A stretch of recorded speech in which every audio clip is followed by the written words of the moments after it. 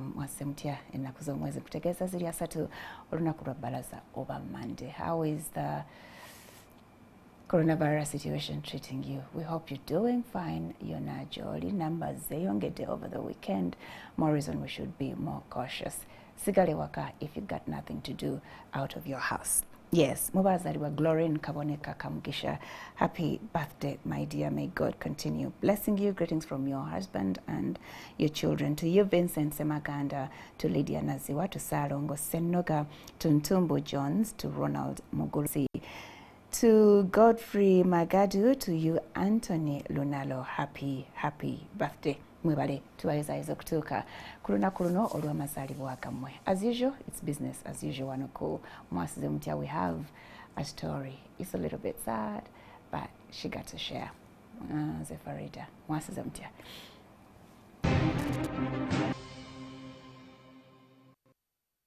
Okay. Lero tuyina emboozi nga batutera okubeera nazo ez'abantu baffe aba bulijjo tubadde tubakunga. You have a story to tell, please come and get in touch with us. You can come to Serena, not now, tulindeko coronavirus situation eggwewo, but you can still hit our social media platforms and chat us up otubulire what is it you want to talk about.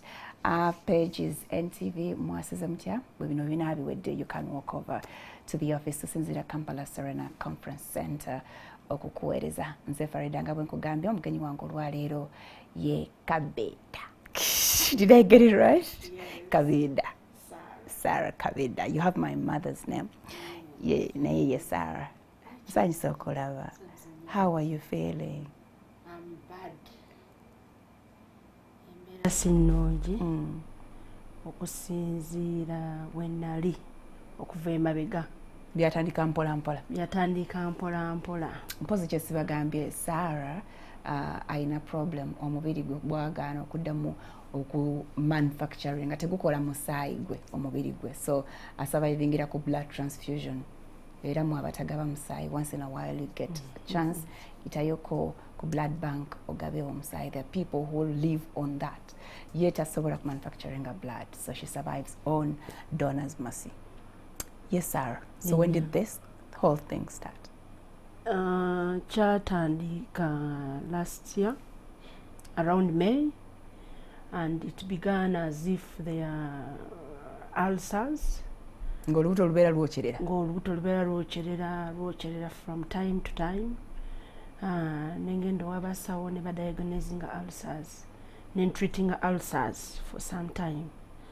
Era when I was treating with the herbal, nagezaako herbal, then I turned with the zinedagala amadagala ganago mu ddwaliro.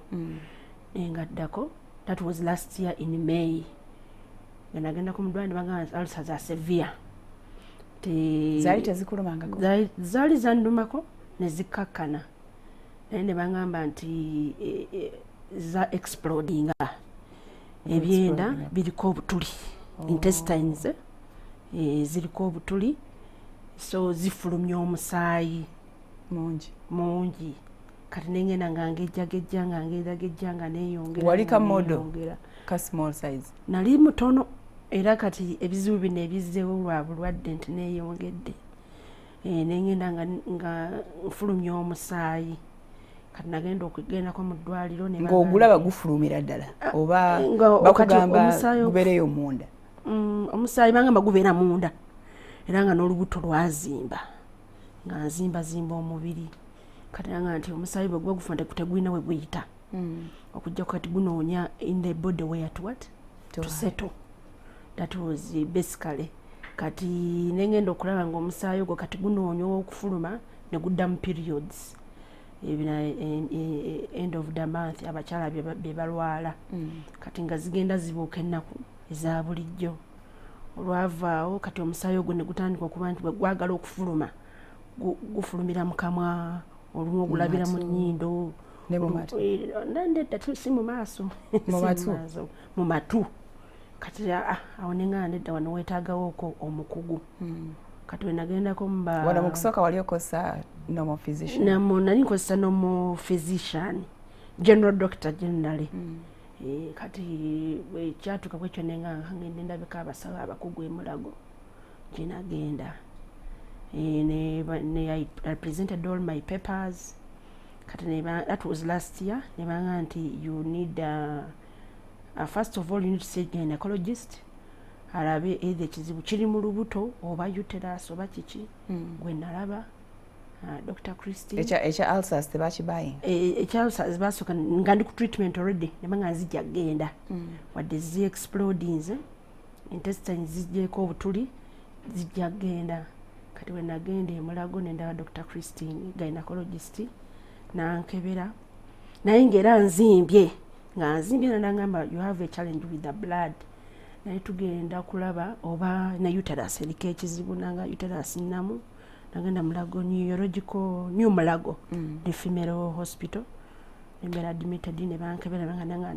uterus eteriko buzibu olubuto lulamuki naye kati wagalawo physician hematologist akola ku by'omusaayi kati we nagendayo nangamba nandagirira omusajja amuyita Dr. Dungu Steven nanga nti ngenda kutwala mu seriyo test tugenda okukola tulabe either all the organs are okay kati netukola test ya liver, kidney, spleen, the heart ebyo byonna twagala tubiyitanga mpola kati olwatu awo nanga nti ekiddiridde kulaba ngeri ki ka test ezo ne zifuluma nanga nukunga tulina ne test ya bone marrow naye nga test zafuluma yakubulira nedda ka test tezifuluma mulundi gumu zifuluma omwezi anti ezimu zitwala 5 days ezimu 2 weeks westyo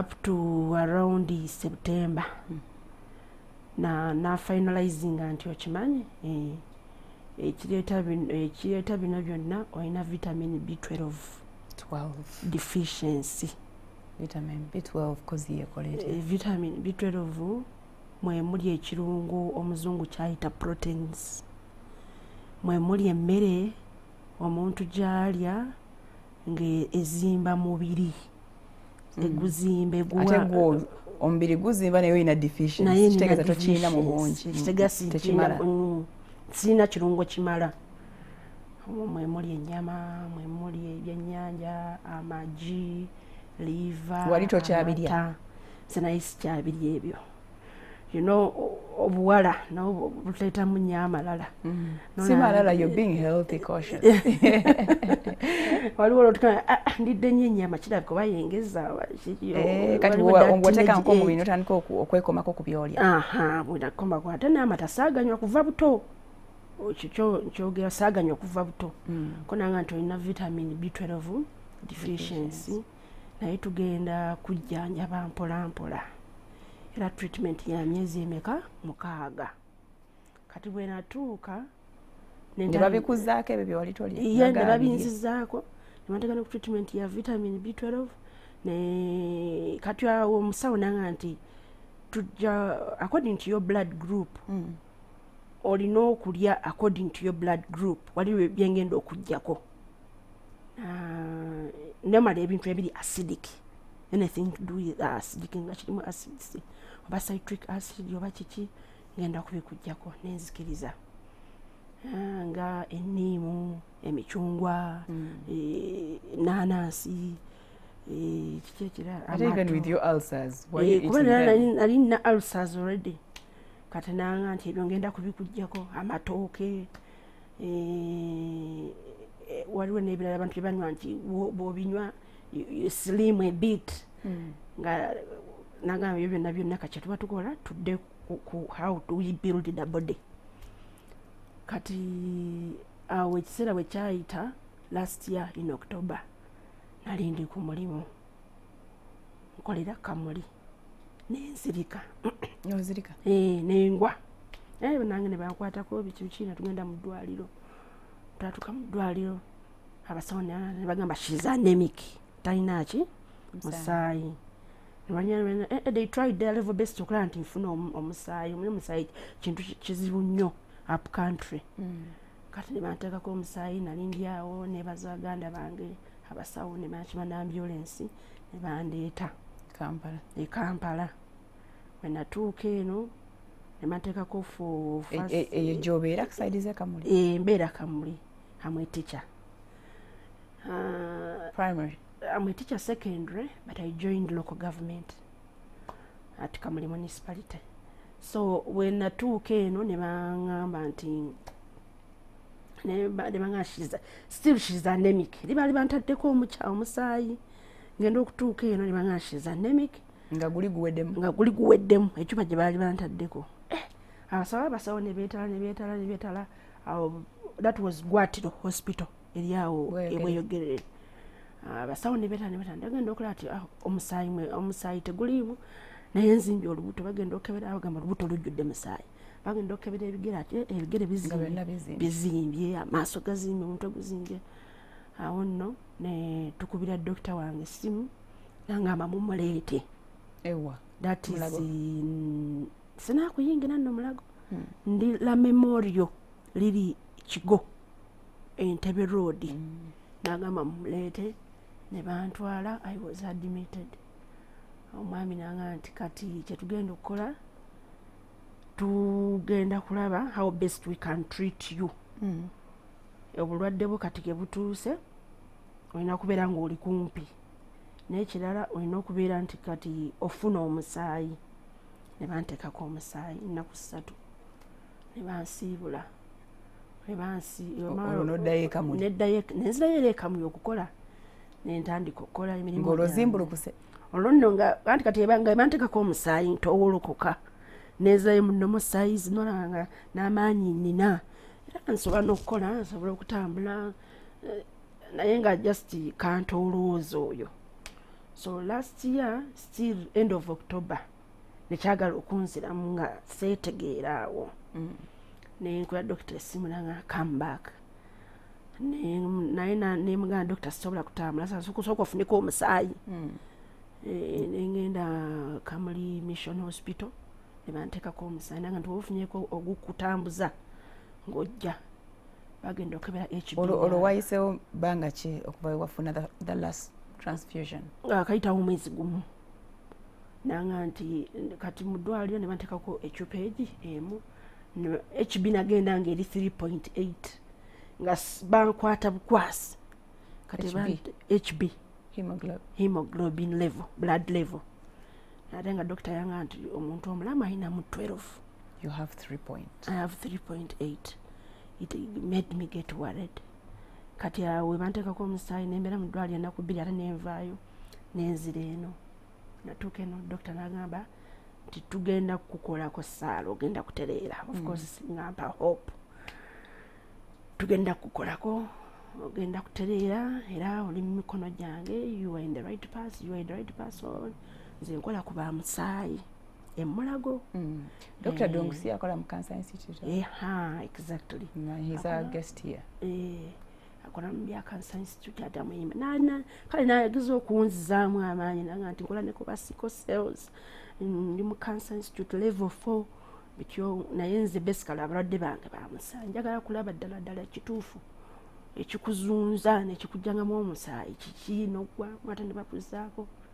Kati he admitted me. That was around November. Kati November oyo nakolako a week emu ate obulwadde ne budda. Nenza ntushanga nti kati tugenda okukola ngenda kutaka ku treatment ey'empiso eza vitamin B12. Naye tugenda sooka kukuba kirabika bino ebyokulya ebirungo bino ebyokulya lya kino nakino tebikyakola katuddeko mu mpiso. Nateeka ku mpiso za vitamin B12 the first 2 weeks. Buli lunaku kati ezaddako ng'agikuba ng'oli awo mu ddwaliro. Oba olwo wa shiftinga n'odda e Kampala? Na shiftinga ndi Kampala. Kati bwe nakola nganda dokita emirimu munange gye neetaaga ofiisi eyimiridde biki. Naye nga n'obulamu nabwo mbwetaaga. Kati nanga nedda kati tukusibira eddagala. Naye nga shuwa kati nti buli Monday bakukuba empisa eyo. Era nga Monday baba tebankubye empisa eyo ndabawo ekizibu mu bulamu bwange. Ndaba ennyingo zinnuma, ndaba mikono ginnuma, okwata wano nabwe bwatyo. Nanga nti kale kati genda n'eddagala ngenda nalyo nga nfuna omusawo waliwo general hospital gyayita Mulago Ekamuli nga nina abasawo abanzijanjaba nengena ne bankuba empiso buli Mande era nga baginkuba ntereera naye mandisobola okukola emirimu gyange. Kati end of November obulwadde ne buddamu nga sikyasobola kutambula natanga amagulu nze ngenda mu ddwaliro at HB's 4 nga yange eranging mu 4-5 ogugwe musaayi gwange. Kati na doctor nanga nti anedda kasaala bebituuse kati nga ngenda for review every after 2 weeks nogenda y'omulabe tulabe eddagala lyakyusaamu. Bw'aku admitting nakuteekako omusaayi ovaayo ng'oli ku level kya HB. Wana admitting nateekako omusaayi ninnyako up to 7 kyekikulu ennyo. That should be the minimum. Ngamba that should be the minimum of a person who is walking atambula ku kkubo. Kuba kati bw'obeera below 7 tosobola na kutambula. Naye nga ntera kubeera mu 7 aba ntaddeko omusaayi. Kati bwe nava ku ekyo nanga nti obulwadde kati bwe butuuse kyetugenda okukola sembera kumpi. Actually that was the last Mufunze va ku mulimu. Nedda. Sikuva ku mulimu kuba ati omulimu mwoba ofuna sente ezikola ki? Ate bagamba sembera kumpi oba onaakola ddi? Ntane nga nti abadde kata sembere kumpi tulabe kati nanga nti kati nga nkolamu mu nnaku ntono. Nkola mu nnaku 3. Nkola Monday, Tuesday, Wednesday, by Thursday, Friday ndi wano. I'm around here such that in case of anything wabala kibeerawo akola ki? Mutuukirira mangu. Naye ngenda okulaba nga obulwadde bugenda buttikira. Nali ku musaayi monthly nenzira ku 2 weeks. Kati obulwadde bugenze ku level nti omusaayi ngufuna. Nali ngufuna weekly. Week emu notambula. Naye kati kugenda nga mu week n'ogufuna emirundi 3 ku 2. Wow. Ndyoke mbeerewo. Olonga bakuba units meka okutuuka ku konga ku 7. Batera kumpa units anti omusaayi gulimu ebika. Omanyi abasoma ennyo babitegeera mulimu ebika. Mulimu whole blood, mulimu platelets, mulimu ne packed cells. Kati bampa whole blood unit ezi 3 ne bampa ne bu platelets. Waliwo omusaayi ogukwata hemoglobin which helps in clotting. Bampa bu units 4, packed cells 2. Buli lwe bakuteekako buli lwengena nyingira nga nyingidde eddwaliro nga nti ngenda kufuna musaayi. Walina okubeerawo units 3 eza whole blood ne ngabeerawo packed cells bu 3 ne platelets. Wow. Bwentyo bwenyimiridde kati. Yenyabo. Kati that is how you're going to survive obulambu bwonna. Oba ayinayo hope. Kati era doctor yaga nti you cannot survive on blood throughout. Kuba nti embeera bwerituuka nti kati tugenda tukka mu nnaku ez'okufuna ki omusaayi. Kati nanga nti waliwo test gyetugenda okukola. Eyo test yakolebwa ne banzuula nga obulwadde babuyita aplastic anemia. Aplastic anemia. Ekirwadde ekiri nti cells zange obutafaali mu mubiri bwanafuwa. That is red blood cells and white blood cells eziyamba okumanufacturinga ki omusaayi. Kati ku myaka emito gy'oliko kiki ekinafuya obutafaali? Ekinafuya obutafaali kulya ndyambi. Ndyambi ng'ategeeza ki? Ndyambi nga nti diet. I mismanaged my diet. I reached some time and mismanaged my diet. I did not eat a balanced diet throughout my... Nyenge your time ojijukira in your life? I do. At and what stage of your life ekyo kyabaawo? Kyabaawo from when I was 20, 23, 24. ebitabo bikufudde busy tuli campus awo okola figa oyagala obeereko omutinitini oyagala olabe nti otuukana n'embeera ogenda okalaba ogeze oyitiriza n'ova ku byokulya kati bwe ndyako kano nendyako kano ndowooza nsobola okubeerawo neweerabira nti obulamu obutattana. N'ekirala not eating according to my blood group, kuba yo omusawo basawo bagamba nti tulina okulya okusinziira ku blood group yo. Omanyi nti ndiwa waliwo emmere wa gy'alina okulya egy'atalina kulya. B olina emmere blood group B bwe bityo. Wow. A plastic anemia. Kati obutafaayi tebalina kye bayinza bukolako. Kati obutaffaali obwo bulina kufunibwa, tebukyafunibwa kati mu birungo byakulya, tebulina kufunibwa mu ddagala oba finally bone marrow transplant. Wow, twolekeddeeyo. Bone marrow transplant, amagumba gange gaggwamu ebirungo marrow. Akasomyo. That liquid ebeera mu magumba yaggwamu. Kati we yangamba kati amagumba makalu olugawulira nga geekuuta n'okwekuuta. Exactly. Era bw'ogira sometime bw'ozuuka n'ogira olaba muno ng'owulira some noise cracking mu magumba. Especially the joints. Where there are joints you feel it. Kati nanga nti alternative is a bone marrow transplant. Wow. Kati otuuseewa yagamba yakuwako time frame. Anti kati in this period. Why? Korona naleesa obuzibu. Ebyange Mukama yabimanyi era nabimulekera. Kakati ogenda olaba nti waliwo step gy'otambula ate kino nekikola ki nekijjawo. Ekya korona kyaleeta ebintu byange okuyimirira kuba byali byetaagamu ogenda wabweru. Nga omusawo bwatyo bw'alagira kuba kati omusawo dokita kye yakola yanzijja mu private nanga nti owaayi kati ebyo ebikyutte byalujjudde tugende Mulago. Kati nansindika e Mulago mu Cancer Institute.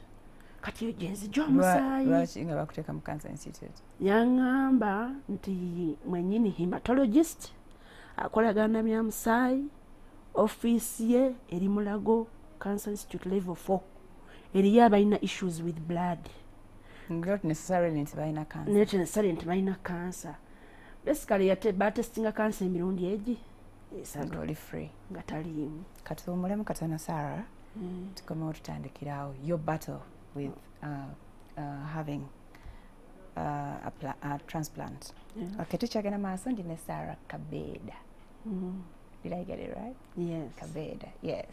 Aina problem ya sawa mugamba, it's called aplastic anemia.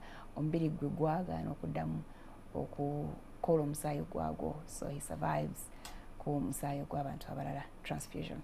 Tubaawo kati mulemu katono tukomawo. On both stations, NTV and Spark TV, plus our social media platforms, that's YouTube and Facebook. The page is NTV Mwasuze Mutya. You haven't liked that page, you don't know what you're doing. Go there, click the like button and follow us there. I have Sarah Kabeda all the way from Kamuli. Aina condition ya aplastic anemia. Condition eno eva ku bone marrow oba obusomyo obwo okufuna okutaataagana ye waatuuse amagumba ge tekalimu wadde akasomyo bwe kati. So her condition is severe and the doctors think or suggest that she has to do a transplant. You know what that means. Nadala wane wafe Uganda. It's an uphill task. So obadde okyangamba ebyenda byo, before we go back to that, ebyenda byo byafuna obutuli due to ulcers. So kati emmere teyita mu butuli obwo nedda in the stomach. Kati emmere nze ndowooza nti eyitamu gwe mugejjo guno gwenfuna By the way, your students, wanyange girls, babadde kuno nga bagamba, oh my God, I couldn't even recognize her. Yalinga kamodo katono. Wali onsinga n'obutono ndowooza? Nali nkusinga. Obutono? Obutono. So eno size ezzeeko mu period yenkana ki? Eno size ezzeeko okuva October. Last year. Gwe mugejjo guno. Farida, kati ndi mutini. Kubadde wagejjo singa kaawo? Badde munene. Nagejja zenna. Bondaba amaaso. Naye treatment gye ndiko egenda ekola ki? Ebalansinga kati omubiri. Omubiri gugenda gukola ki? Gubalansinga. N'okuba nti nzirayo oko omuntu nandikoganizing nti hey, she's the one. Naye nali ntuuseeko level nga bontunako musimulamu. There is a problem somewhere. Gwe mugejjo guno. Era abaali bandabyeko before they might be seeing a different what? Era bagambe mbadde simutegedde kati waliwo ze nakyogerako teacher Sarah of Wanyange ngataga oh my God obadde ndabanga face eri a little bit familiar. Kumbe yeye. I'm the one. Era obulwadde bwe buntuusizza wano okulaba nti ngezze naze nandi nganga oba ekiki buli gwokwata wanene buli gwokwata nawe n'omubiri naye nga but you still look beautiful. Thank you. Thank you much. Thank you very much. So bwe tuwenyimiridde. Kati ebyenda bite balina kye babikolako ekyo baakita. Kati treatment ya twagenda okuddayo okudiagnosinga ulcers nga zakakana. Ya zakakana. Zeebulirira zokka ne zigamba ono alina ebizibu ebimumala. Nedda treatment. Basically treatment. Naina treatment gyenaliko. Ogenda okuddayo okudiagnosinga. Treatment kyeyo bbirako abalala waliwo abantu abalina severe ulcers nga zibatawaana and they don't know where to seek help. Severe ulcers. What is important? Kwe kutegeera emmere ey'okulya. N'obudde ki? N'obudde ki gy'ogiriiramu obeere ng'oteekateeka diet yo ng'olaba nti ofuna nutritionist kuba nze nafuna bampa nutritionist eya ntuuza wansi ne mbulira blood group yange nanga kino kiveeko kino kirekera abalala kino kirekera abalala tojja kuwulira ulcers. Of course nokwongerako medication ene y'abasawo amakerendagano sementadine omeprazole ebyo byonna ng'ogenda obiyunga naye ng'okusinga diet ereeta ulcers ogenda okulaba nti byendya mbisengejja. Okay, so guno omusaayi ogujja ne guyiika munda different parts of the body. Bagina engeri gye bagujjamu? Omusaayi ogwo tebagujjamu naye gunoonya engeri gye gufuluma ng'era bwe nkugambye. Bwe guba nti gukungaanye mungi akamwa ngulaba ennyindo ngulaba amatu gano bw'otandika okutulukuka nga bw'ogira bw'otyo. Tuyinza n'okubeera awo ne gutandika? Kati naye nakafunako blood transfusion. Today is nafuna blood transfusion Saturday. Kati omusaayi bwegenda gukendeera naguli nga gukola ki nga gufuluma naye nafuna blood transfusion Saturday. I was on blood transfusion. So ate mbadde ndowooza kirina kuba the other way around nti oba kuteekamu nga gubeera mungiko mu mubiri, that's when it starts to come out. No, kati nfuna blood transfusion nfuna kye bayita platelets ekiyambako okukwata ekiyamba clotting of the blood. Zirimu hemoglobin clottingako kati bwe gukendeera platelets nazo zikola ziba zikendedde gufuluma bufulumi. That is the condition. Okay, which means even your periods, monthly periods, are not normal. Exactly. Monthly periods tezibeera normal. Kati ba doctor baga nti it is normal omukyalo okulwala. Era ekyo tesobola kigaana. So they count the days. I count the days which are normal. Then ziri ennaku balina ogukomya. Guleme kuggweramu ki? Balina ogukomya. Nina empiso zenfuna ne bagukomya. Kati I count the normal days. Kuba kati bw'oguleko obulesi weesanga nga you get a blackout. Okay. Yeah. So after your normal bleeding days, after your normal bleeding days. Oh, okay. Long story. So what do you tell how the situation eri mu ggwanga affecting your efforts to go for a transplant? Yeah, situation eri mu ggwanga has affected my treatment in a way that okufuna omusaayi is a challenge. Mobilization for funds is a challenge. Buli muntu yekengeera munne. Tolina office kati which you can approach for support. Zimu offices, most NGOs zaggalawo. Ogenda okuba ku masimu Sara twawumula tuli mu quarantine tusole quarantine office twaziggala. Kale basically ogenda okulaba wote n'ekirala issues do with testimony kuba waliwo yangambako nti alina omuntu we who was in a similar condition like this yagenda India and they carried out a bone marrow transplant and was successful. Oyagala ogenda omulabe naye entambula ogenda okulaba naye nakyo kizibu kikubeera ekizibu. Many people who would have really come in to facilitate the travel treatment and what olabanga buli omu ali wansi buli omu akugamba Sara lindako corona akendeere ate corona yatuleetera obuzibu kati osigaza nga oli ku masimu oli waka kufuna bufunyi ssuubi nakuba nti obeerawo kyenebaza Mukama nti omusaayi tegubula gwange gwo Katonda yagutegeka. Oli wa blood group ki? Ndi wa blood group B+. B positive. Because B positive bafuna from O? We get from O, only O. Never know about positive. Yes, B positive. B positive. Ekyo kyokka kyeneebaliza Mukama. Tewesanga nko situation nga there is no blood at all. Ekyo Mukama wagagamba kujjulula kukyanjula n'akiteekawo nti ogwa Sara tegujja kubula newe kibaaki ndege kibaaki tegujja kubula era I'm sure nurses in Mulago and doctors in Mulago level 4 Cancer Institute are aware of that. Ate togusasulira? Sigusasulira kati okusooka nali ngusasulira nga singa mbitwala lightly nti the condition is simple, I can get blood from you, I pay, I get it. But as the condition worsened, it even turned out to be expensive for me. Kati ogwe Mulago sigusasulira. Okay. Kati we getting in touch ne bali abantu gy'osuubira okgenda okukolako ne bakubulira what you need. Banga ki omusawo teyakuwa ebbanga mwino kikolera? Omusawo kati yangamba yampa emyezi 3. Yampa emyezi 3. Twagitandika ddi ogibala? Twatandika ogibala mu March. This March? Yes. We began on 2nd March. Twatandika okuzibala. Nampa emyezi 3. I organize myself.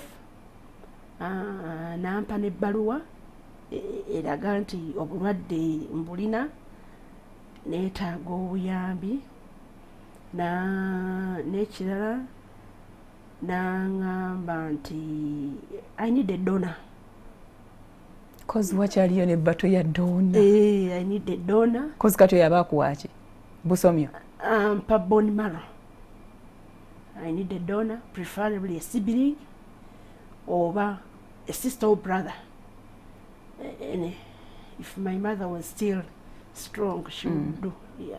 But I need, of course, that person should be of the same blood group like me, and the blood should be compatible. And some features which join us and make us. Kati bwe muyina kuva eno nga mumaze obitestinga, you're sure is an eligible donor? Yes. Ne mugenda mwenna? Yeah, ne tugenda twenna. Ogenda India, right? Yeah, I'm traveling to India. That is the projection. Okay, kati struggle ey'oku identifying a donor yali ete? I've not yet identified the donor. Tetunnatuukayo n'eyo? Sinnatuukayo olw'ensonga nga nkubuulire nti corona simanyi we naakyogera naye bannange Mukama atusonyiwe tumusaba obulwadde bukkakkane kuba abamu bajja kufa obulwadde obulala olwa corona. Zara corona si yakusi. Atwewanisiza emitima. Atwewanisiza emitima. It is a process. and it requires money. We have to get in touch with the doctor ntwale then among the family mumulina okuva omuntu oyo aje agenda okudonatinga. Family wajibulirako nchuwa bachimanyi era babadde supportive. My family has been so supportive. Bonna babookings nze nsookawo ku test. Simanyi. They have been so supportive and they have stood by me basically. And really, as I talk now, anything that concerns me, balabanga, they're on their toes. What can we do? What can we do? Because to them it was a shock. Then later they accepted it.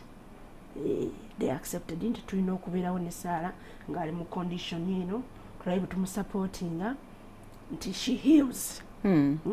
Lwaki process eyo ku identifying ani anakuwa obusomi obwo tenaba kutandika? Egenda kutandika katumalirize kuba I got a letter from my doctor last week and releasing out to the public to start an appeal. To start an appeal. Naye nga bye eby'eddwaliro mwabikolako, you identified the hospital side eri ne babulira kye mwetaaga oba nabyo temunnabitukako? Yeah, we've done some research of a hospital. And I have an OG who took a child there. Still the same condition like mine. She's called Peace in Pandu. I'm in touch with her. She had identifying the dwaliro gye yatwala omwana eko omwana yali nganzi and amukola bone marrow transplant. Kati omwana yatereera ne badda. Kati yatuwaako contacts ez'omusawo eddwaliro eryo. Omusawo of course twayogera naye nanga nti naye banaye obuzibu obuliwo mubumanyi corona. Naye nga yagamba nti bagamba nti by 15th of April doctors are working so hard to anticipate that no more corona. That is according to her. Hopefully. Hopefully. Then she's like, I don't know how your situation will be that side, but ours here we assume that by 15th we shall be corona what? Free. Na tubalyamu ko kakosita akatinitini katulina okubeerako akatinitini ani peace oba bali peace ke enkaringa. Okay, akaina okubeerawo by hook or crook. By hook or crook akaina okubeerawo ka minimum kotambula nako ebirala nga kali mu mitwalo emeka gye Uganda nga kali mu milioni 15. Weewaawo. Kati awo ke katono. Basically ako covering what? Ako covering travel cost ngamaze travel costs, invitation to the hospital, ngabaze abaze feeding treatment, feeding actually babiri ne transplant yenyine. Yeah, that is the medical bill. So that is what you need. 150. Yes, 150. Kati natugamba nti mu ddwaliro mumalayo omwezi ogwo ng'oli ku kitanda. Ye standard oba kisinzira ku condition y'omuntu? Standard for that particular transplant. Kati omalayo mu mwezi kati emyezi emirala n'ofuluma wabweru.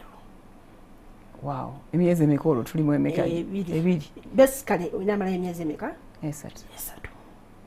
Mitwala bukadde 15 butonotono wendabanga watu kale niye natuyitiramu bwatyo kale awe tuyimiridde kati kwezo sente kwekulidde donation ogenda to identify a donor kwade tulina okuva eno nga tumukoze ki tumufunye kati tulina ogenda tulina okunanda the best laboratories wano mu Uganda tulina to identifying a donor bam preparing ati betaga muko some counseling kwa omuntu atya kitaga aberenga ali cancelled and is prepared nti will also recover kwa omuntu atya onzija mu oti ebyange nze nasiga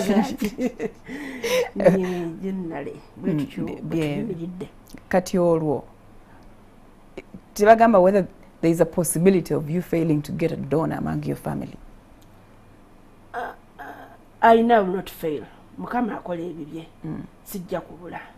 Kuba oli doctor wayogera nti we need the donor. One time twagenda tula doctor na ne sister wange.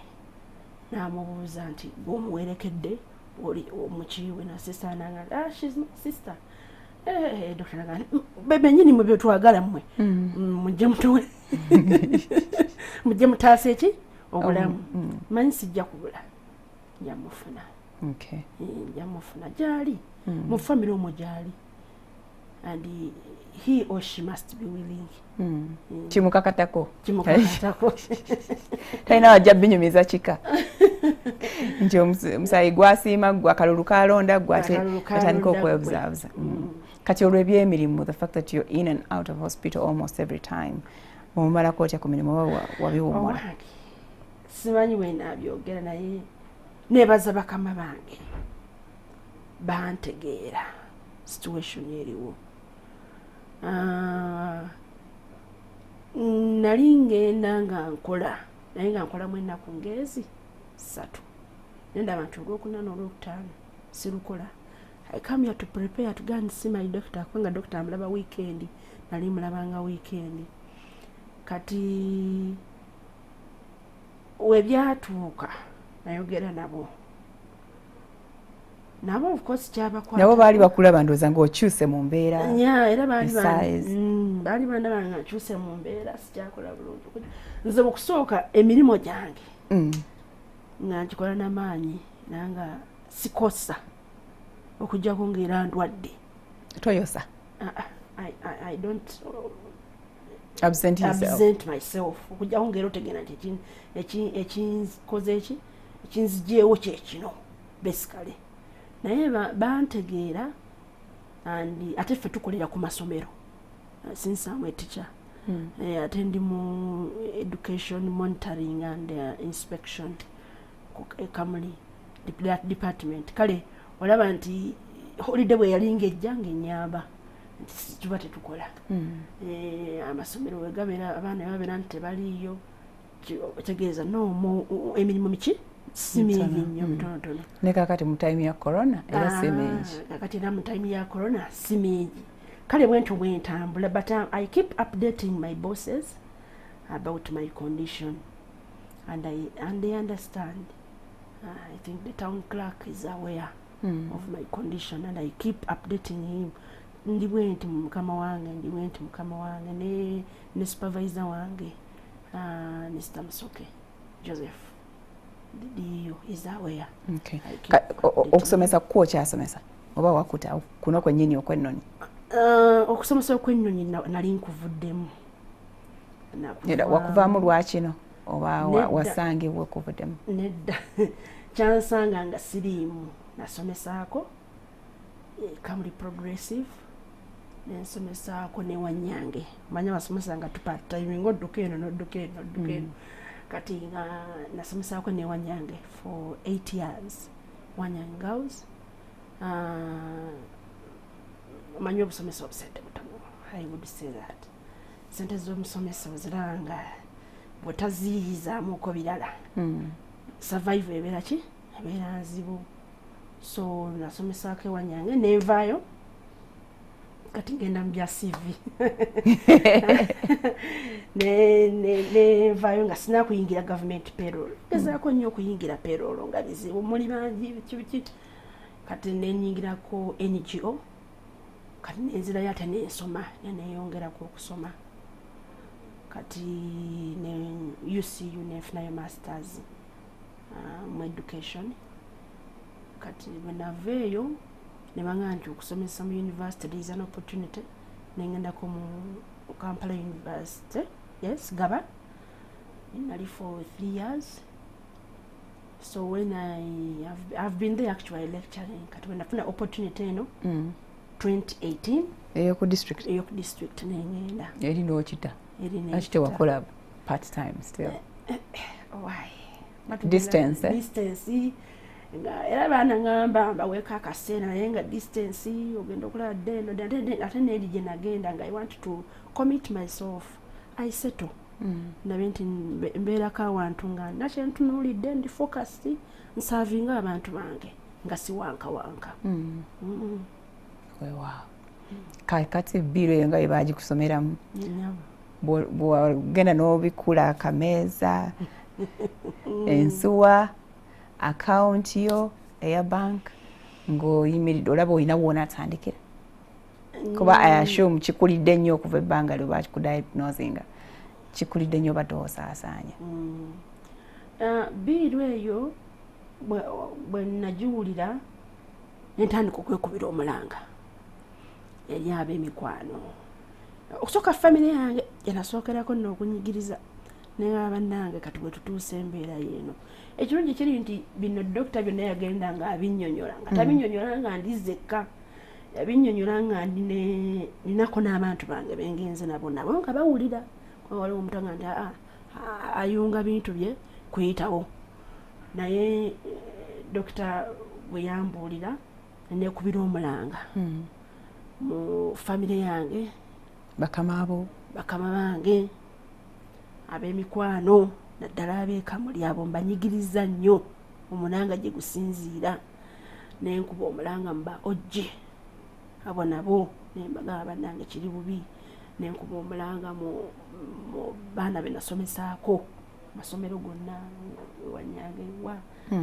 Kati of course in social media yajja abantu bananga Sarah, what is the condition? Condition basically kati bo bagenda bafunayo bekolamu emirimu bekulira bakubira akasimu nakubira akasimu mobile money yeti atuziteeke tukole tuti awo wenakoma. Kati ne family yange eri mu kaweefube n'okulaba n'ekirala kyengamba nti bakama bange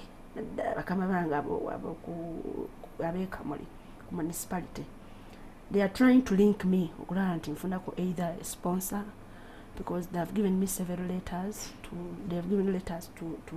disperse to organizations and NGOs. Nabe nti either nfunako sponsor. Corona okumanya nga aleese obuzibu, njagala nakutuukirira speaker. Naye okutuuka owa speaker olina okuyita mu bantu togendayo bugenzi noga nti nyingidde. Awo bonna kati batwekengeera.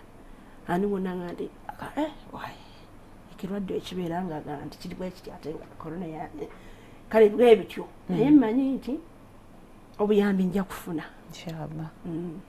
Obuyambi nja kufuna. Bwali butandise okujja. Ngera sometimes nfuna isimu nga tiiti nga message erabika ya sente.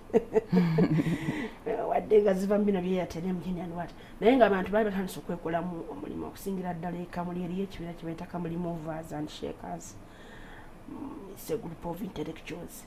They tried to mobilize and they are still mobilizing. Bo bali kaweefube akulaba nti ntambula. They are following up slowly. Updates ziri ku masimu nnyo. Naye nti karantini ezzeewo, we have self quarantine.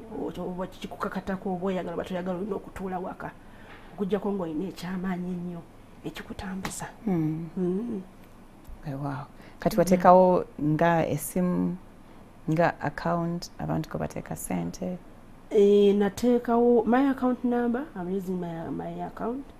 Nkozesa n'essimu yange zange ebbiri zenkozesa. Kati mu family twalina mu treasurer. It's my sister who is the treasurer. Also, if there is anything that has come, somebody can drop it there. I made some flyers, which I post to people on their phones. They have the contact for my sister. Basically, she's now the accounting officer for that. Anything, any update about me, anything. Because sometimes they're in hospital, she's not receives my calls. Okay. Kale Sarah, tugenda kuddamu tuwummulemu katono nnyo. Namba tujaziba wanga tukomye because we need your help. Obimanyi ebya Uganda situations zitusukako. So Sarah will need your help, Bambi, to see that she goes to seek treatment. She has a whole lot of a bright future they are planning a mass. Okay, let's take a break. We're coming back. You can get a pen or venga or not. Tujana kuba in numbers to take her one screen, so you have no excuse my number. Sajifuni. Tovao tujana kugula our lines. You call, talk to her. You can console her, give her a message of hope. You can also mention what you're gonna give her to come out.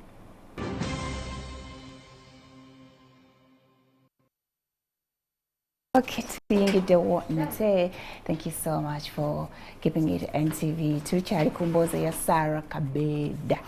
Yes, omukyala alina condition gy'alimu that needs her to go to India bamukyuse obusomi bwe asobole okuba nti addamu ate omubiri oku manufacturing a blood for her instead of relying on donors every day. Kino kirina engeri gye kyaffectinze your health endala etali just musaayi gwokka. Things like omukyala azaala nti kati because of this condition tokyasobola na ku conceiving oba conceiving it's going to be hard for you okuza olubuto olwo. Kati condition eno gye ndimu I cannot conceive. Wow. Naye of course abasawo bampa hope. Massachusetts gynecologist I saw mulago yampa hope nti bonaaba bamaze okukola bone marrow transplant ojja kubeera nnomo because the gynecological parts are okay, uterus is okay, the fallopian tubes are okay, everything. Wabagamba you cannot conceive, tosobola kulufuna oba bwoba olufuna it puts you at a very high risk. Of course ngemba ndufunye nteeka ku high risk at this time wano wendi nyawo. Okay. Waliwo ezalirayiko obwana bwo? Yeah, nina omwana. Amen. Mukama yampa kimwebaliza. Okay. Nti nagezaako era neezaala. Amen. Bino byonna nga tebinnabaawo? Bino byonna nga tebinnabaawo gyali. Okay. Tewaliwo any other underlying issues ezizze with this? Underlying issue ezze nti ya mutima. Kati omutima munafu. Omutima munafu. Kati I can't walk for so of a distance empanvu ennyo. Palpate egenda yeeyongeranga omutima ne pain, bone pain, the joints zino ziruma. Nti nina eddembe nga ntudde. Kati awo oli oli bulungi? Nina abakyala. Neweeta amajegere tekujjaawo? Sikujjaawo. Naye kati obuzibu bwe nnina bwa kutambula. Netambula nina okutambula nga ndaba nti gyengenda nina kyensobola okwekwatako. Nyimirireko, stabilizing ate nkole ki? Weeyongereyo. Kitegeeza ogenda tuuka ng'otambuzaako omuggo? Oba si kyotegeeza? Sandikyagadde. Naye mmanyi sijja kutuukayo olw'okuba nti nina amakerenda gendiko kati. Dokita naye agamba gajja kutembeetyako gakutetenkanye obe nga toyina ebyo nti ate ngudde ate biki naye nga gakubeesaawo gendiko. Okay. Ate pressure, is it normal? Pressure eri normal, kyenkyebaliza Mukama. Pressure eri normal, diabetes sirina. Nekira kyenebaza Katonda nti Mukama ndowooza akola ebibi yaga nti omusujja gugobe buli nnya lya Yesu byakwesonyiwa. Omusujja nedda ebintu ebyombudaye olw'obuladdadde obuluma omuntu nolaba nti immunity ye eri wansi. Okay, yange eri wansi basically naye nge ndudde okubirwala lwala ebyo malaria atisamba mutukebedde malaria ali plus nedda sebiriyo. Nze ndowooza kiva ku ndya. Njagadde nnyo okwenfasizing okulya. Mukiwabu byonna by'oyiseemu oteeka kuba olina research g'okoze okulira okungi kofunye mu basawo about ekyo ekintu ky'okulya. Concern eyo na nyingi nnyo mu bantu baffe. Nina research gye nkoze ku ssimu basically that is internet Google. Nina research gye nkoze nene nnyo okulya social nutrition nga gwe mulanga gwe njagala okubira abazadde abali bantu bekiri ekiwummulo gutukubire balioko bayitirivu. Mbaga nti bannanga okulya is something essential. One, you should know the blood group of your children. Nawe mwennyini omuzadde oba omuntu yenna ampuliriza, you should know the blood group of your children. Wanga ali O, wanga ali B, wanga ali C, wanga ali because siteliyo. The rest are very important. Wanga ali recess bwato. Two, n'okukozesa nnyo nutritionist. Oba ofunye omukisa gwa nutritionist yenna ng'asobola okugaidinga mu byokulya muwe omukisa muwulirize. Ate bwakugamba nti kino kireke kuba gye bujja tomanya binakola ki binaddirira. Twetanire nnyo ebintu ebiri natural foods. twewale nnyo ebintu bya fridge freeze ezo n'okwewala ennyo wegaba amazzi nywa amazzi edda abantu banywanga amazzi ga nsuwa banywanga amazzi ga nsuwa naye kati hygiene and what naye nywa amazzi agalina temperature y'ennyumba nga teganyogoga nnyo kuba ebyo byonna obiraba nti bigenda bya affectinga emibiri gyaffe n'okulya okuwala nnyo okulya ebintu ebijingirira juice ebyo ebiyisiddwa mu processes ez'enjawulo ebyo ez'enjawulo ezo packed ebyo okubyewala ennyo kuba what is important natuka ekiseera dokita nanga nti omubiri gwo gulimu acid mungi instead of alkaline oba ojjukira biology oyo acid mungi nnyo mu mubiri gwo yakyankalanya omusaayi ate nga birina kuba balanced ate nga birina kuba ki balance acidic and alkalinity ka biology akakatinitini kanasomako kale nekibeera nti acid bw'abeera omungi ennyo mu mubiri aguleetera okulwana gwetawuza guga nti ate kati nakola ntya okulaba nti nange nsurvivinga wano. And the most soft part of the body is blood. The most soft part kisingayo nnyo okubeera fragile mu muntu oba lwaki kyekitambuza omubiri. We need it. We need that blood. It's life. Kuba every organ of the body etambulira ku musaayi. And it's life. Bwegugwamu oba oweti omutima guba tegukyalina omutima guba tegukyapampinga bwegugwamu olaba nti n'ebigere bino bifa tukyasobola kutambula. Bwegugwamu some organs nazo zibeera docile nga tezikyakola mirimu gyagyo. So that is what I would say. At what stage did you get to know blood group yo? Ebbanga lino lyonna wali tokifanga nako because waliwo abantu nga tamanyi blood group ng'akoze alina 35 years naye nga tafangayo okumanya blood group. Blood group yange we've been going for these normal tests and what naye basically ntegera blood group yange ngenda kuzaala wonategeerera nga ngenda kuzaala ate si nti wagisaba nagisaba.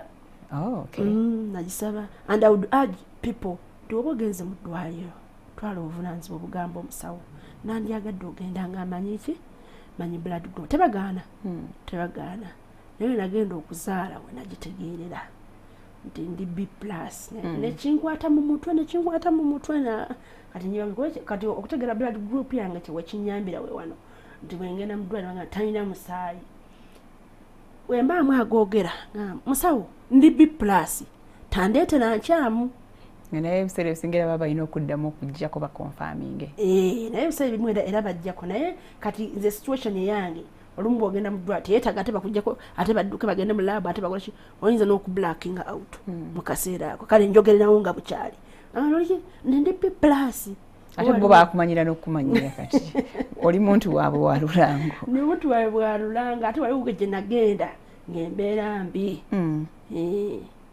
Awo neeyogerera direct nenga nti musawo mujjako omusaayi mutwale mu laabu naye omusaayi tugulina musaayi ye musaayi ki. I had the guts nenga musawo it is B+. Trust me, within 3 minutes baali baguleese batuusiza kuba omusaayi nga nti wofuna omusaayi ogutali gugwo ebizibu biba byeyongedde oyinza n'okufiirawo. Otugambye condition eyo basawo ndowooza bagezaako gikunyonyola in detail naawe byogezezaako okusoma aplastic anemia. Apart from damaging okuba nti gundi ziri damaged obusomi obwo ki ekirala ekiyinza okuvaako ng'esomyeko things like chemotherapy, radiation omungi naye ayinza okuvaako embeera eyo. Radiation omungi most especially abakola mu byuma ebifulumya those rays those rays bolaba nakyo it is very very important and key and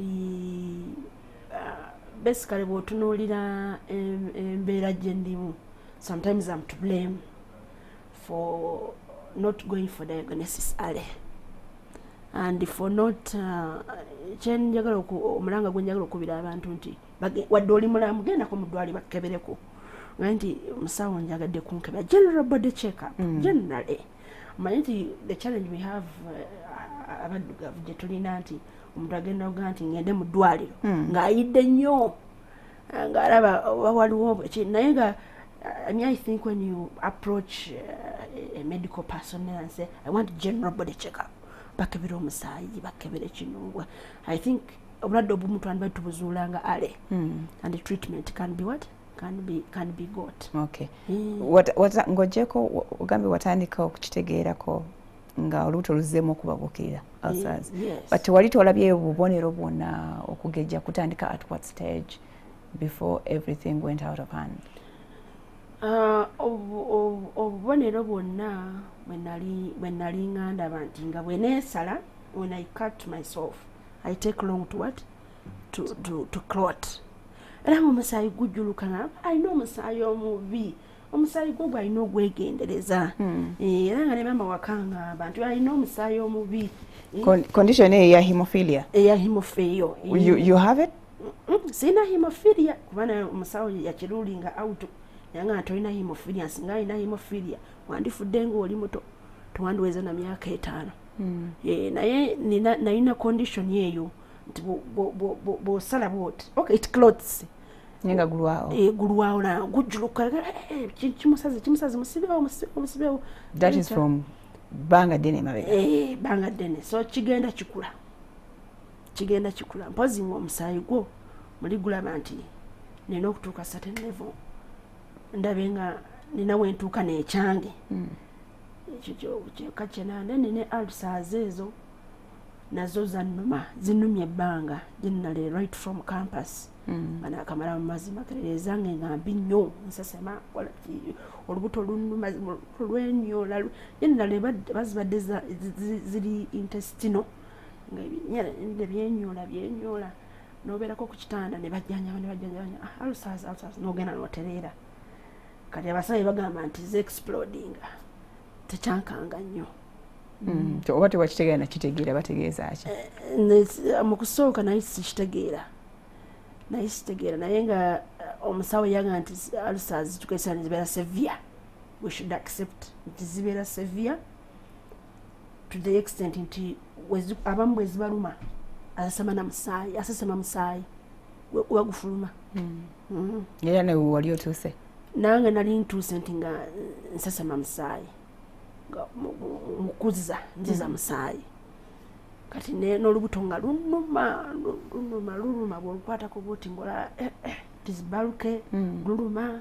Naye ng'okyali ku normal size yo? Naye nga ndi ku normal size yange era nga ne treatment eyo nagenda nga njimanyirira eya ulcers ng'era olumu dokita yagenda oga nti ebimu biveeko nga nange mmanyi nti omucungwa sigukwatako kuba asidi waagwo tatambula. Obulidde teweebaka? Seebaka omutima gwokerera omucungwa sigukwatako. Nanansi? It is terrible. Nenanansi ate yayitawo nanansi lemoni. Waliwo n'ekirala kyatera okunywa to reduce weight enkooge oba ozimanyi? Tamarind. Naye ngandaba ate bino mbikozesa nnyo because naye njagala kusiriiminga nga nina diet yange eyokera ku makya n'okamulayo ekikopo ky'enniimu. Wow, ng'olya kimu? N'okinywa ku makya nnyo very early in the morning. Era nga ndi lighter nga neeraba ntambula ndi muwala mwangu nnyo swift yoyambala obugoye olaba n'akafiga kavuddeyo. Saara munnange nookoze figa owaayi ngikoze ngirwaniridde tokyalya mmere.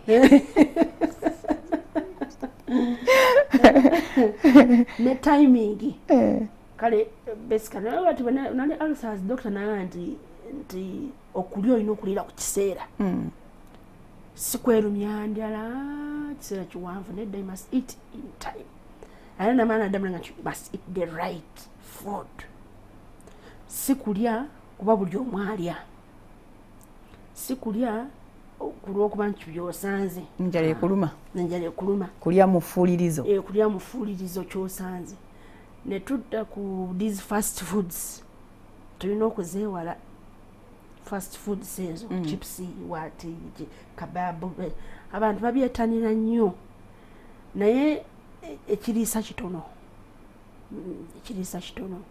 ne oil ono gwe tukozesa alimu a lot of cholesterol nti bw'oba omukozesezza alina engeri gyazimbayo. There is some oil that is cholesterol free which you can be using.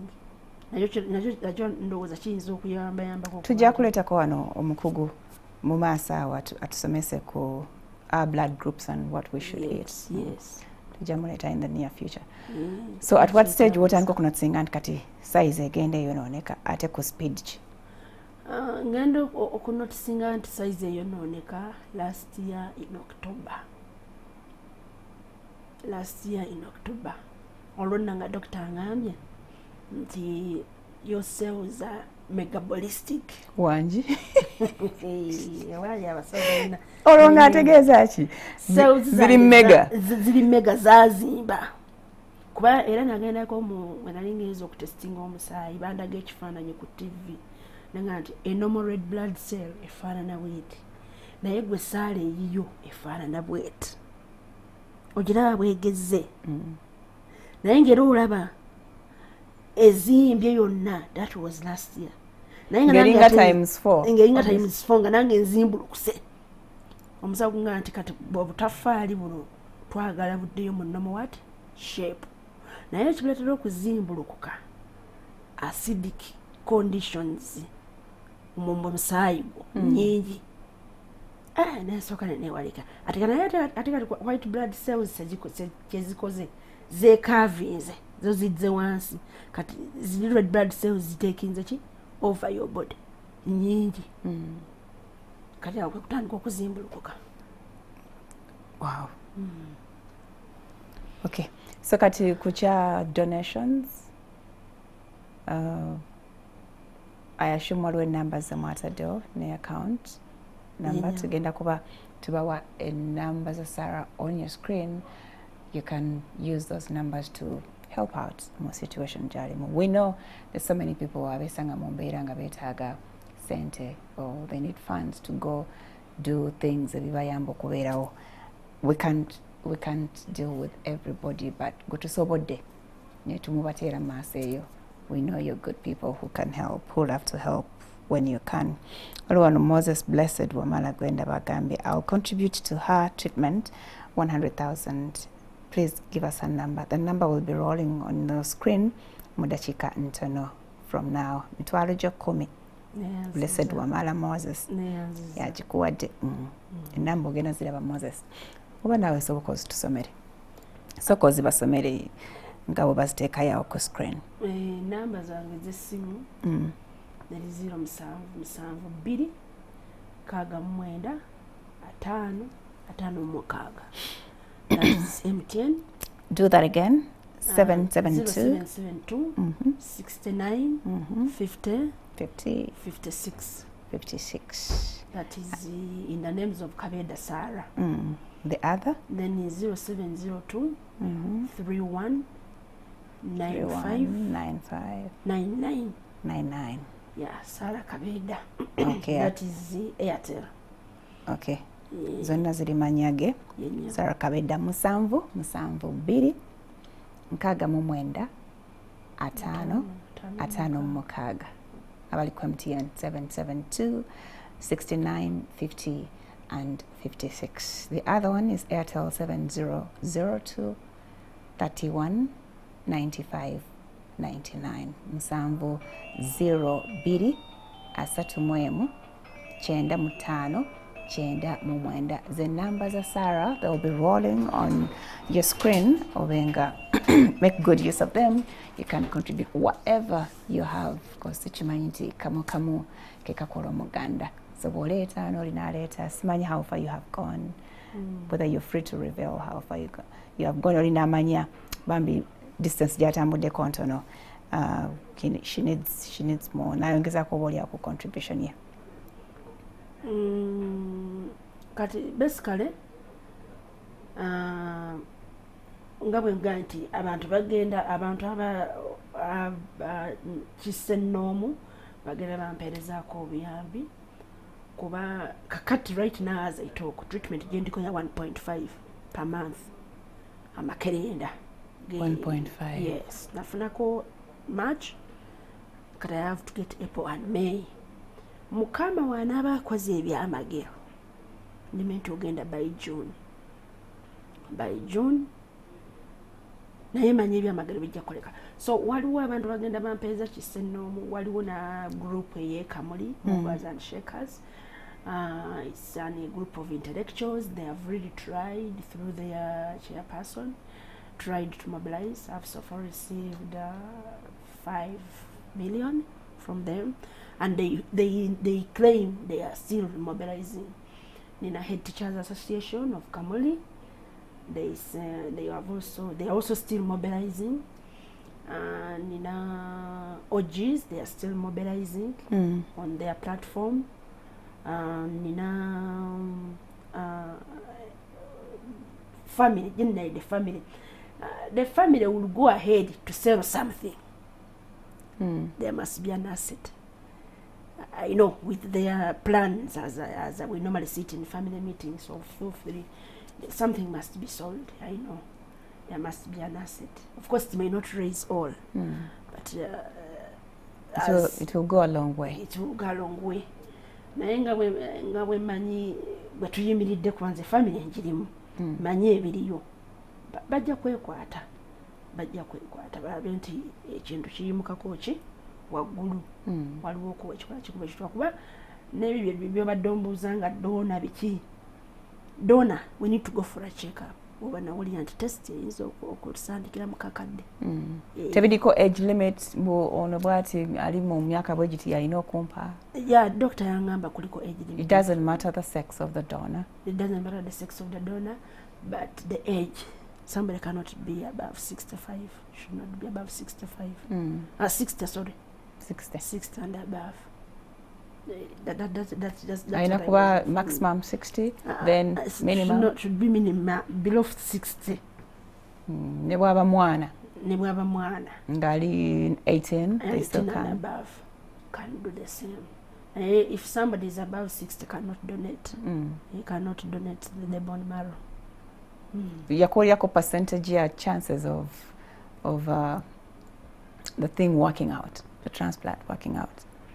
Yangamba it is 100%. Yangamba it is 100%. And in Mulago, okujja kontira wenga nti corona leso obuzibu there are 2 people. Beba when abanzizeyo nga ngenze for blood transplant beba genda okundeetera to give testimony.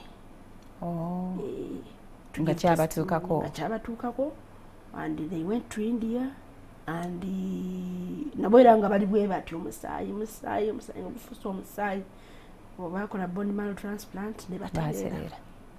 Okay. All this time kuva mu October embeera we yabijja you've blacked out emirundi emeka?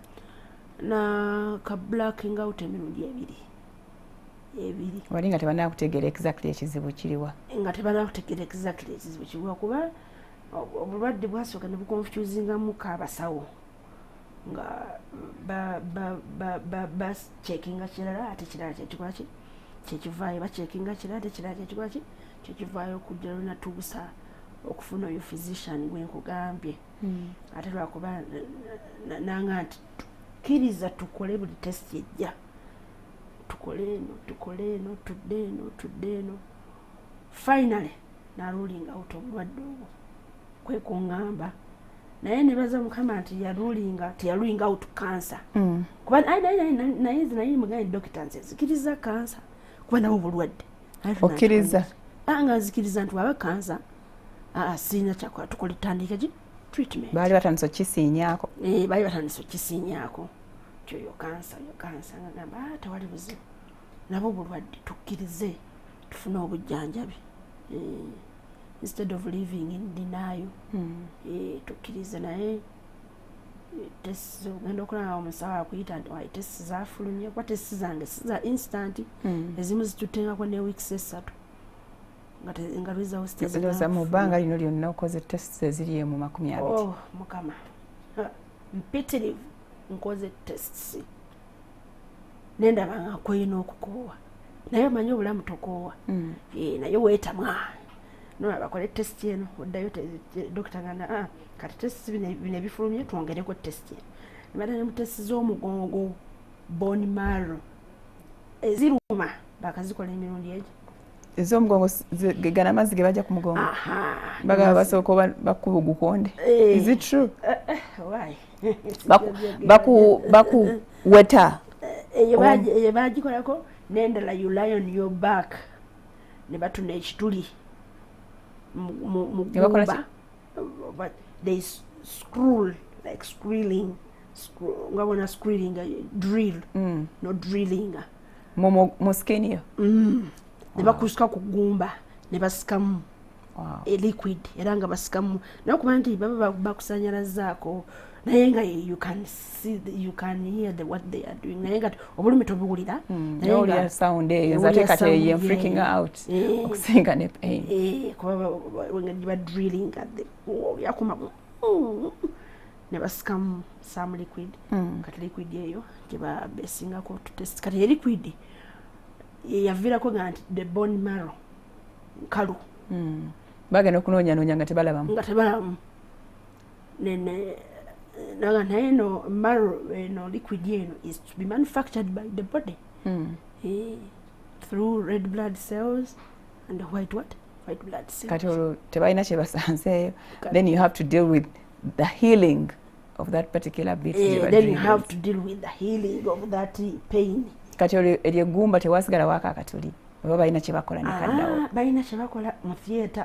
balina ebintu byabwe bakola ne bakutereeza bulungi n'ofuluma osigazaamu obulumi obutinitini naye nga otambula ogambye bagikola twice bagikola twice ku mugongo bagikola twice ku mugongo okay you're so brave strong courageous faithful thank you to okuba nti onyumya ebyo byonna and you can still afford a smile and that's the way to go okay tugenda kuddamu tuwumulemu katono we're coming back we'll take your calls ne number za Sarah mujja kuba muziraba on your screen where you can help where you can talk out come on. Okay, yes, this is the last part of our show. Tuyanziza nnyo abavudde naffe yonna gye tuvudde mboozi gye tulina olwaleero eri a bit sad yeah, but it's part of the whole thing. Leero tufunamu abatusesaamu enja ntufuna abatuinspiringa olwaleero tufuna abali mu mbeera ng'esoomooza and they want to share so you can chip in whatever form. Essimu ziri open kujjukiza mbu ye corona akyaliwo yekira okunaaba engalo zo sanitize keep the distance like we have done here be very very safe wherever you are the cases zaalinnye from omuntu omu gwe twatandika naye this weekend zaalinnye ne zituuka ku 3 mu 3 so we don't know what will happen today tomorrow and the next day. What you can do is please be safe. Aliko simu, talk to Sarah. Hello. Hello. Hello. Hello. Meanwhile, Moses Olia pledging 100,000. Agambia study akusimia. Okay. I'll read Sarah's number once again. Her numbers are on both networks, MTN and Airtel. She's on 772 69 50 and 56. That is MTN. Musambu Bidi. Nkaga mumwenda atano mwakaga. Abali ku Airtel, you can reach Sarah on 772 31 95 99. Musambu 0 bidi asatu mwemu chenda mutano chenda mumwenda. Yes, those are the numbers. Kwenza kuteka obuyambi bwonna. She's appealing to yabakubiyeko omulanga bakamabe good Samaritans in whatever form the education fraternity she's a professional teacher abayizi be yasomesaako yo many abayiseko mu Wanyange girls school which other one is that Kamuli Progressive yes neje wasomera you see neje nasomera St. Joseph Girls SS Zambia. And that was my school. Okay, wana kumpi. We waliko ene je mwakoleranga wato. That's Makerere? That is Makerere. Okay, aliko simu header. Hello. Walai walai olyo tangu oyogerera wala. Are you well? Sikuwulira. Dan bampe ku sauti mu studio. Hello. Wanji olije?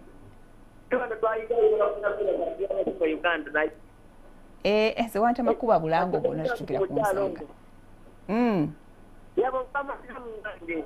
Wanji? Ajja kuba bulungi. Yongere saala.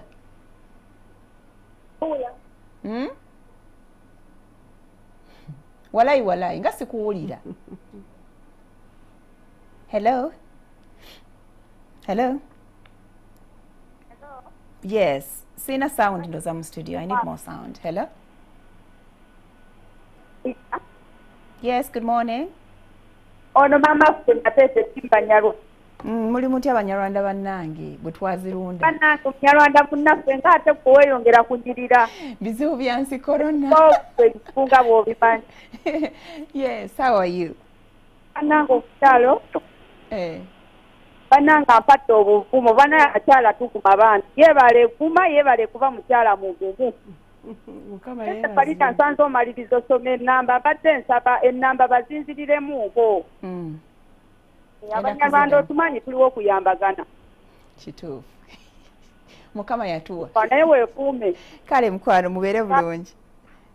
Kale. Corona hasn't stopped normal life of sickness and health. If you think, okay, I hope each day brings you closer to full and speedy recovery. Okay, yes, hello? Hello? They are wishing you well, Bona. Thank you. Wanji? Kale mkwano nawe jebaleko. Kale bannange omukyala oyo ekyo pakiti wantu mukitamatadde president potential ebiko. Yes, sebo. Bami omukyala oyo mwamusiiza. Naye bantu naye omukyala bami oyinza katalina bizibu yene twajatuma mukazi banye mugumu temuyiita. Wanji? Kituna okukola kati ngaffe tuyiko muya akakusonye ku masimu awo tuteeka akantu kanattaddeko leka akanga katono. Walai walai. Webale kutusabira. Sibiwulidde bulungi bayashuma otuwadde essaala. Nsuubira nti obadde otuwa ssaala. Wadde sikuwulidde bulungi. Hello? If 3,000 people give 50k each, it will be able to reach the 150 million goal. Wanji sebo jebaleko. Mwebale kupenyabo. Kale sebo namwe mujebaleko. Kale ono yateete. Bannange omukyalo oyo nga yalaba n'obuzibu. Ajja kuba bulungi. Naye kyemwebazaako mwebaza okuba n'obuvumu bannange. Talina kyakola. Do you even have a choice? No. Obuvumu bw'alina bannange bw'amaanyi nnyo alaze omukyalo omutuufu okuba. Neyanziza. Bannange nsigadde ndi eme nateesi naye nga mbaagala nnyo. Weewaawo. Beera bulungi. Hello? Kino ekintu kiyinza okuba nga kitambulira mu musaayi. Ekyakimaama. Condition eyo, aplastic anemia. Etambulira mu musaayi nti eri hereditary. I can get it from my family. Ekyo kyengendo nedda. Omusawo yakirulinga out. It's not genetical. Tekiri mu family. It's a condition. Ejawura environment. Ejawura environment. Kanyesira ku diet. That is where he was rhyming to. Naye naga nti it is conditional. Singa kyali mu musaayi kyandibadde nti either nnako jjajja bajjajja oba yafa oba kiki. Naye agamba it is a condition. Okay. Nenga, do you have any idea figures ezo ziri zitya? Nti tulina abantu bangi abalina that wano Uganda. Abasanga mu mbeere. Yeah, era basically nga bwe nkugamba nti singa nzirayo emulago when naddayo, I'm supposed to get some people to come and testify to me. Kuba ye omusawo agamba nti kirwadde gyekiri. Naye abasinga tebamanyi nti babirina. Kati osanga omuntu ng'ali mu kyalo ayinza okudda mu ddogo alina ebadda nti agwamu omusaayi kuba gundi yamuloga gundi yamuloga yamukola bw'ati. Yenna ekirwadde ekikwatagana n'omusaayi kitiisa nnyo abantu kuba it is rare ate omuntu agenda okugamba nti omuntu ali awo omusaayi gufuluma mukama omusaayi gufuluma mu nnyindo kirwadde banayita kikonyekako ate yuki atagenda mu ddwaliro erina kapasite okunoonyereza ennyo nze basically ekintuusiza n'olwokuba nti omuntu alaba nti saalanyirira biki dokita yaŋŋamba nti ndya emmere kyeyasooka okuŋŋamba tusooka olye kuba bw'otaalye ojja kubeera mu mbeera nga n'omuntu akutya ng'akutya okoze wenna oweddewo ndaga n'olumbe lumututte oba korona oba kiki generally kyekinya n'okubeera nti famire yange egezezzaako nnyo okulaba nti banteeka mu mbeera y'okungumya naye ojja kubeera bulungi ojja kubeera esaala yeetaaga kino generally ewaka ndinga bebi seetaaga infection seetaaga nsiri kunnuma seetaaga kutuula nnyo kunze nalaba nti nafuukanga ekizibu naye ogenda okulaba nti kati bammanyirira nti omuntu bulwotukanga sala ali atya yebase watuula wano towebaka nnyo tebagaana olabe horror movie eyinza okukanga tebanzikiza kubeera mu mbeera ezo zakwekanga nnyo nti omutima guweddemu kiki olaba nga buli omu agenda akutwalanga obeera nabo waddayo obeera nebaganda kati am with my family generally kuba embeera generally ntuuseemu nga neetaaga omuntu abeera okumpi ate nga dokita yatukeseranga nti weewale stress ebyo ebikulowoozesa n'olowooza beyond beera mu mbeera nga nkakkamu naye era naawe nga bwomanyi bwokula beera ebirowoozo tebiggwayo tukesera kale ate ne kaddamu generally wenina okubeera nina okuba nti mbeera n'omuntu gwenjogera naye akwerabiza ennaku neerabiza ennaku naye ate ng'ennaku gyeri naye lwakuba nti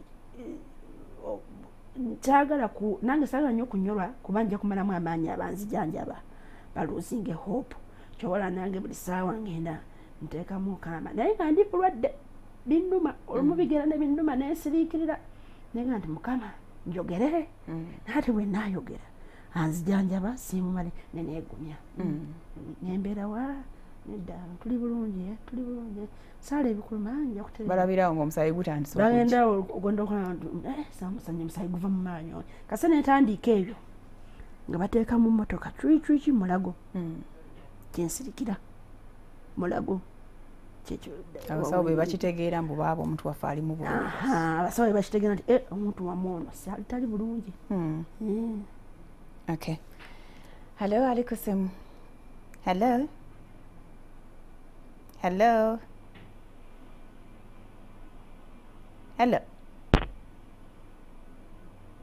when agamba read my message waliwo wana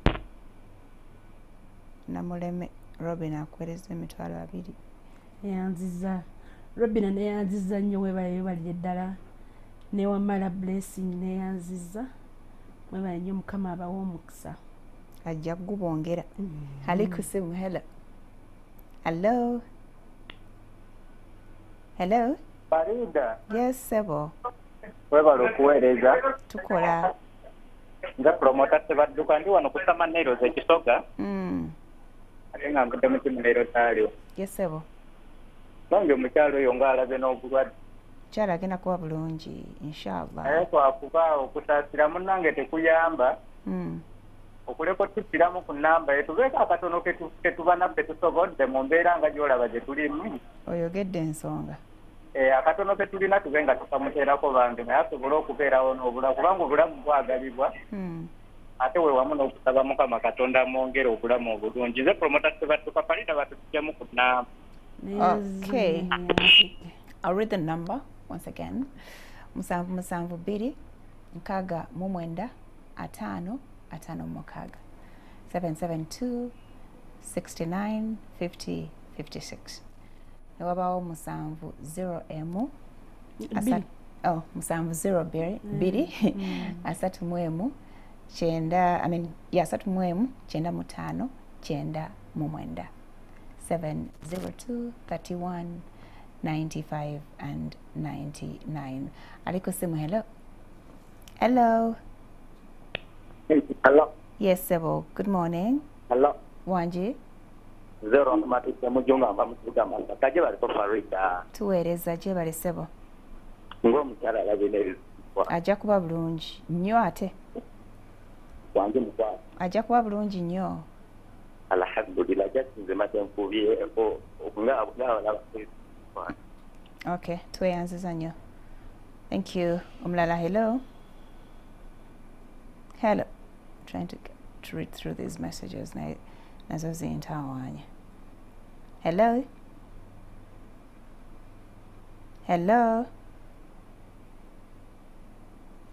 okay ogambye oteekateeka plan yo is to go mid June.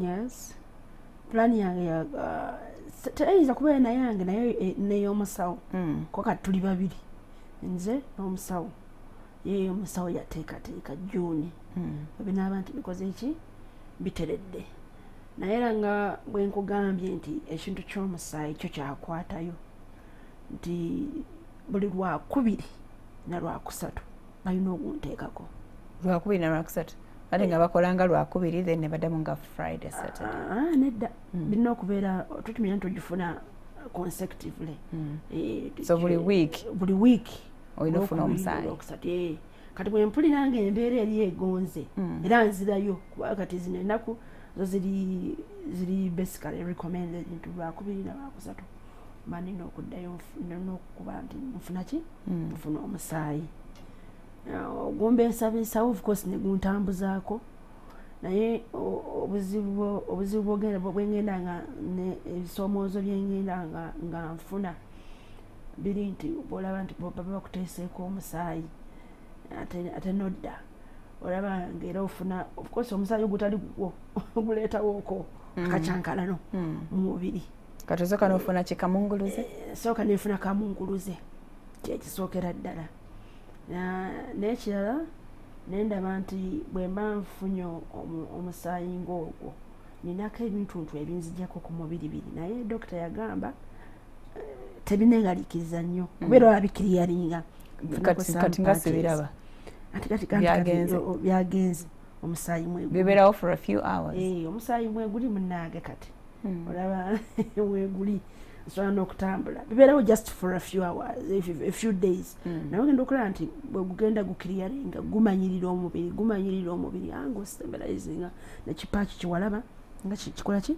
nga kivaako golaba nti oteredde nyabo kati olwo kuba biri abagenda the recipient ne donor kugendako n'omujjanjabi oba mugenda babiri mweka bagamba kubeerako n'omujjanjabi but all those are costs kati tujja kutunulamu bonna tuyimiridde naye nga it would be ideal to go through people omujjanjabi donor nange basically bagamba nti ono donor ono naye amaana abeereko ka some treatment to recover to gain amaana abeerako ka treatment akatinitini ye bwamala asobola okudda gwe n'osigalayo nga bakyamonitoringa oba tasobola embeera webe garanti nze omujjanjabi asobola okudda ontegedde nemusigalayo doona n'omulwadde doona yakoma okuba yaba awonye doona alina ka treatment naye kafunayo anti ako kaba katono because if you're going to spend there 3 months nga transplant bagenda gikola in the first 1 month yene kiba katuganye kimutwalide 2 weeks bategedde stabilizinze ate gwe n'ogenda the other next 2 months 1 and 3 weeks oba weetaaga omujjanjabi akubeereko ono ye asobola okudda doona kuba ebyo biba biwedde ekyekyo ondaba wendi omugezi naye ndowooza neeri to cut costs eri muyinza ogenda babiri recipient ne donor then nemufuna eri omuntu katumuweyo akasente atulabirire anti nga nkinasinziira ku nsawo kwakati okyala kyetaagisa nti omulwadde ne donor muyinza okufunayo gwe muwayoko ki akasente n'ababeerako okay yes waba yali ku simu tukwaniriza good morning. I'll do these numbers again. We won't be able to put them on the screen, but please take note. Abalabira ku line the numbers are there already. Musanvu 2 nkaaga mu 9 5 ne 5 6 plus 702 31 95 and 99 772 69 50 56 702 31 95 and 99 the Sarah the number za Sarah gemanyira gali ku number ezo. You can go through mobile money n'omuweerezayo obuyambi bwonna bw'olina. Emmeme gaba yekola etya? Tomanyi Luganda. Emmeme gaba olugero lugenze, but it's good to help. Yeah, you don't know how much God is gonna bless you with the little that you give out to save somebody else's life. Ng'ali mu situation yeetagira ddala obuyambi. I won't manipulate you or blackmail you or do what, but I know n'ebitabo byaffe byawandikibwa bwe bityo bigamba help somebody in need. You don't know what God is gonna do for you. Ali kusimu. Hello. Hello. Yes. Honorable. Wanji, honorable. Kale. Nawe je baliko? Okay. Bakuwulira.